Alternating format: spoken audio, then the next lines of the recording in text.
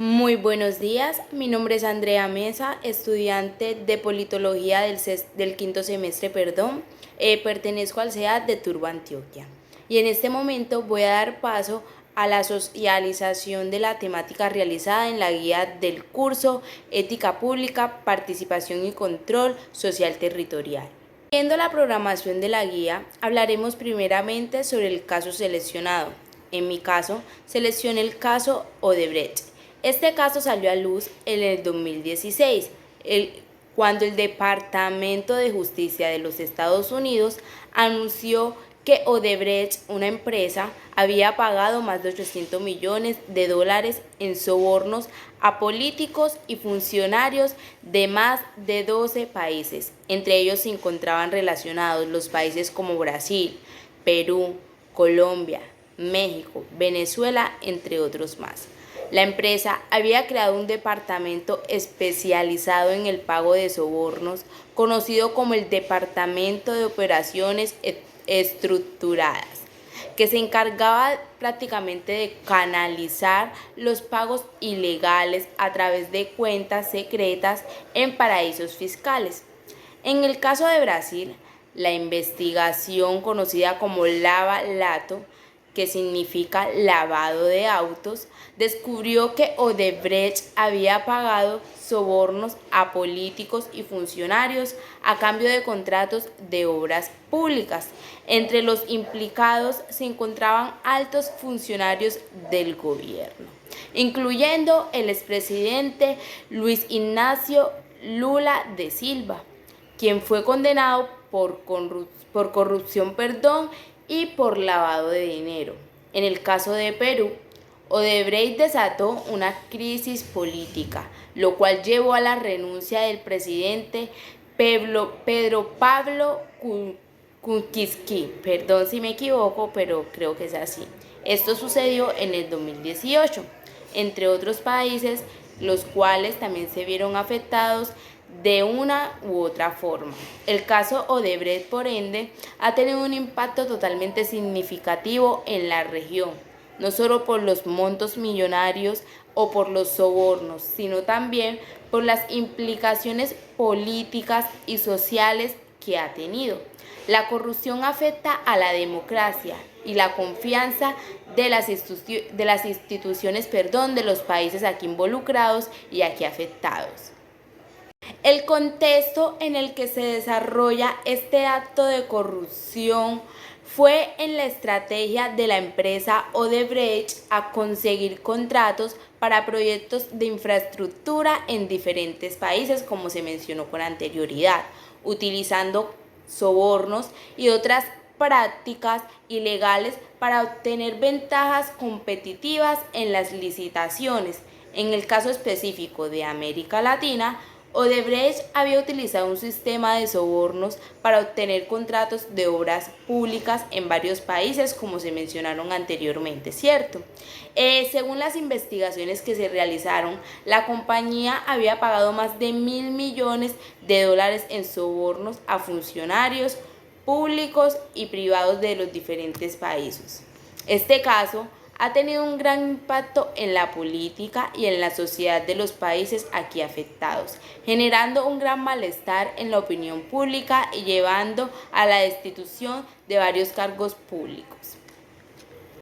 Los involucrados en el caso Odebrecht claramente son los siguientes: Odebrecht, la empresa Odebrecht, la constructora Odebrecht brasileña, que admitió haber pagado sobornos a los diferentes funcionarios públicos de los 12 países mencionados.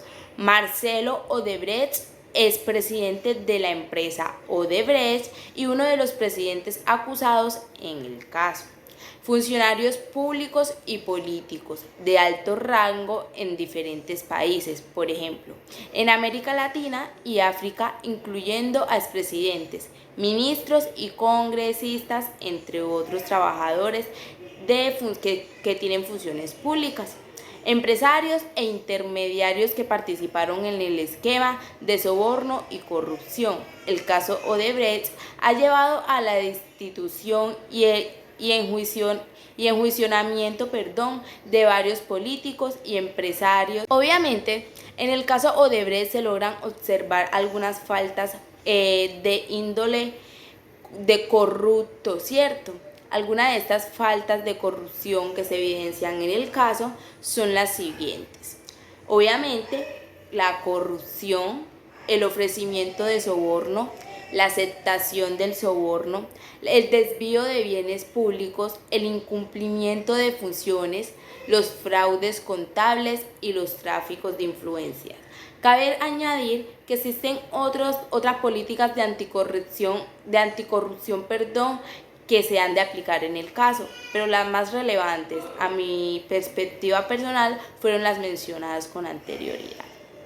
Bien, existen diferentes acciones identificadas que toman diferentes entidades de control en el caso de Brecht.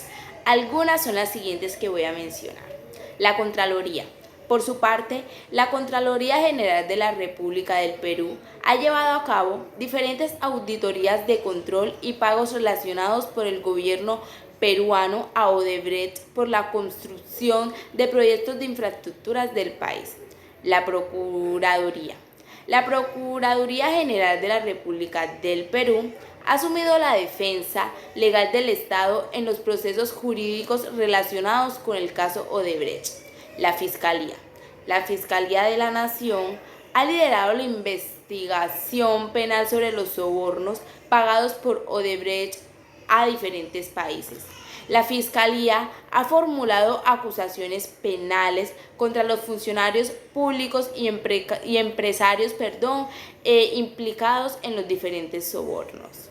Finalmente, cabe añadir que a la hora de llevar una reflexión o una integración de lo que es la ética de gestión pública y la acción política, los cuales son temas fundamentales en cualquier sociedad democrática, específicamente en el caso colombiano, la ética es la gestión pública, la cual ha sido objeto de preocupación constante debido a la corrupción que se vive en el país y la falta de transparencia en el manejo de los recursos públicos, ¿cierto? La acción política, por su parte, en Colombia, ha sido cuestionada por su falta de ética y transparencia, especialmente en lo que se respeta o va direccionado directamente con la corrupción y el clientelismo. En muchos casos, la política en Colombia ha estado enmarcada por la búsqueda de intereses personales, olvidando los intereses colectivos o el bien común. Es necesario tener en cuenta también, por su parte, que la ética es la gestión pública y la acción política son interdependientes. ¿Por qué? Porque la acción política debe de estar basada en principios totalmente éticos, como la honestidad, la transparencia y el servicio para el bien común. Por su parte, la gestión pública debe de ser conducida de manera ética, lo que implica una total responsabilidad y una rendición de cuentas constantes ante la sociedad. Si bien en Colombia se han presentado numerosos escándalos de corrupción en los que se han visto involucrados diferentes políticos y funcionarios políticos, estos casos han generado una desconfianza generalizada en la gestión pública y han errorizado de cierta forma la legitimidad de las instituciones. Para combatir la corrupción y fortalecer la ética en la gestión pública y la acción política en Colombia, se requiere un compromiso totalmente firme de los líderes políticos y de la sociedad en general. Es necesario, por ello, fomentar la cultura de la transparencia y la rendición de cuentas, así como implementar diferentes medidas o mecanismos que sean totalmente efectivos para prevenir y castigar y combatir la corrupción.